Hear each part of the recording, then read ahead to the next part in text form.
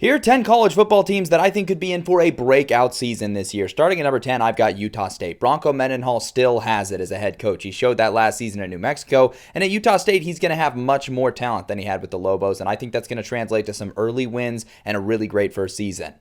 Coming in number 9, I've got the Auburn Tigers. They were one of the youngest teams in college football last season and have several elite aspects to their team this year, like their wide receivers, and so I think for that reason, Auburn could be a very surprising team in the SEC.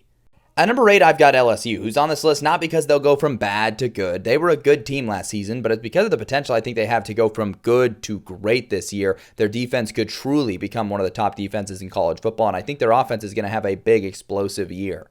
At number 7, I've got the Utah Utes. Not a lot of people are talking about Utah this season because of how disastrous last year was, but they're going to have the same solid defense under Morgan Scalley, and their offense. They imported a bunch of talent that I think could instantly pay dividends and bring Utah back to the national picture.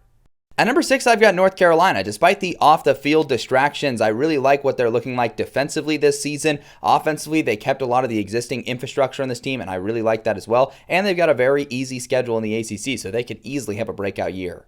At number 5, I've got Southern Miss, which shouldn't be a surprise here because Charles Huff, who just won the Sun Belt at Marshall, goes to Southern Miss, brings a bunch of his players with him, including his quarterback and several key playmakers. And for that reason, Southern Miss could be in for potentially a Sun Belt title season.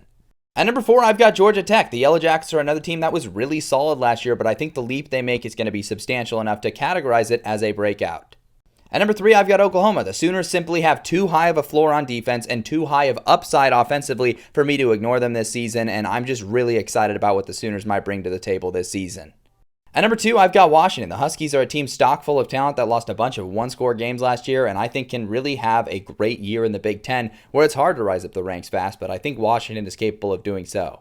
At number 1, I've got FAU. This team could go from the worst team in the American to winning that conference this year. They did so much that I think they're going to be a big breakout team with their new head coach, Zach Kittley, Caden Veltkamp at quarterback, Easton Messer at wide receiver. Defensively, they've got some work to do, but I think with offensive firepower alone, they'll really kickstart things this season and have a breakout season in 2025.